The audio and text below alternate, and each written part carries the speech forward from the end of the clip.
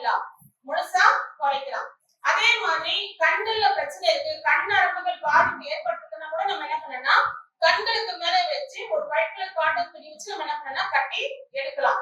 இந்த system work எல்லாம் பாக்குறவங்களுக்கு அதிகமா கண் பார்வை பாதிப்பு ஏற்படும் இல்லையா, அதுக்கெல்லாம் ரொம்ப நல்லா சப்போர்ட் பண்ணும். அதே மாதிரி தைராய்டு வீக்கம் இருக்குன்னா கூட இந்த இடத்துல நம்ம வச்சு யூஸ் பண்ணும்போது தைராய்டால வரக்கூடிய வீக்கம் அதிகமா இருக்கும். சில பேருக்கு பண்ணா ஒரு மாதிரி அரிப்பு தோணும், அரிப்பு வரும்போது அது சொல்லிட்டாங்க அப்படின்னா ஃபுல்லா ரெட்டா என்னன்னா மாறிடும். அந்த மாதிரி பிரச்சனை இருக்கிறவங்களுக்கு அது தொடர்ந்து நம்ம யூஸ் பண்ணும்போது அந்த வீக்கம் அந்த அரிப்பு எல்லாத்தையும் என்ன பண்ணணும், குறைக்கும். அதே மாதிரி மூட்டுகள்ல வலி இருக்கு, ஜாயிண்ட் பெயினா இருக்குன்னா அங்கேயும் நம்ம தொடர்ந்து யூஸ் பண்ணலாம். முக்கியமா கொழுப்பு கட்டி இருக்கக்கூடிய இடத்துல நம்ம ஆரம்பத்திலே கவனிச்சு அதை கரைச்சிட்டோம் அப்படின்னா பிரச்சனை இல்லை. ஆனா நான் டாக்டர்கிட்ட போய் என்ன சொல்லுவாங்கன்னா, அதெல்லாம் ஒரு பிரச்சனையும் இல்லை இருக்கட்டும் அப்படின்வாங்க. ஆனா ஒரு சில பேருக்கு அது அதிகமா வளர்ந்துடும். வளர்ந்தது அப்படின்னா அது ஆபரேஷன் மூலியமா மட்டும்தான் என்ன பண்ண முடியும்னா அகற்ற முடியும்.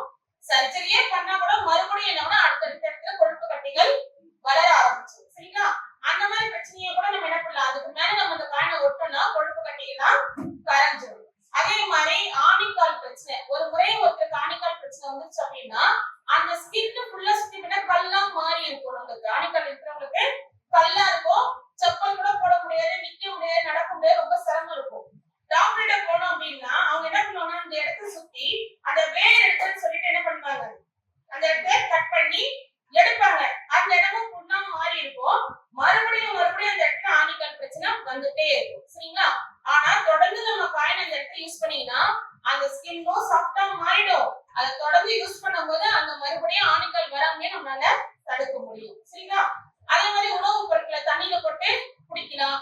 இல்ல நான் சுடு தண்ணி தான் குடிப்பேன் அப்படின்னாலும் சுடு தண்ணியில போட்டு நல்லா பாயில் பண்ணி அந்த தண்ணியை குடிச்சோம்னா செரிமான பிரச்சனைக்கு ரொம்ப நல்லா சப்போர்ட் பண்ணும். இது யாரெல்லாம் குடிக்கலன்னா சின்ன குழந்தையில இருந்து வயசான வரைக்கும் என்ன பண்ணலாம், அந்த தண்ணியெல்லாம் குடிக்கலாம். அதே மாதிரி சாதம் நம்ம வடிக்கிறோம் அப்படின்னா அதுக்கும் நம்ம என்ன பண்ணலாம், கெட்டு போகாம இருக்கிறதுக்கு இந்த காயினை போட்டு நம்ம யூஸ் பண்ணலாம். சரிங்களா?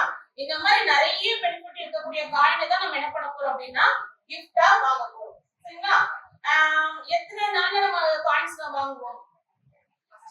ஒரு அப்பா வந்து அவர் யூஸ் பண்ணிட்டு இருந்த காயினை தான் என்ன பண்ணாரு அப்படின்னா இப்ப நம்ம கிட்ட கொடுத்து ஒரு டெமோ காட்டுங்கன்னு சொல்லியிருந்தாரு. அந்த அப்பாவுக்கு ஒரு தேங்க்ஸ் வந்து நம்ம பண்ணிக்கலாம். இப்படிதான் இந்த காயின் வரும். இது முழுக்க முழுக்க நேச்சுரல், அதனால கீழே போட்ட என்ன ஆகும்னா உடஞ்சிரும். சரிங்களா? மற்றபடி நம்ம பெயினுக்கு இப்ப நான் சொன்ன எல்லா விஷயத்துக்கும் இதை நம்ம தொடர்ந்து நம்ம யூஸ் பண்ணலாம். முக்கியமா இந்த மாதம் முழுக்க என்ன மாதமா செலிப்ரேட் பண்றோம்? Family month. முக்கியமா கப்பல்ஸ் மந்த் தான் நிறைய நம்ம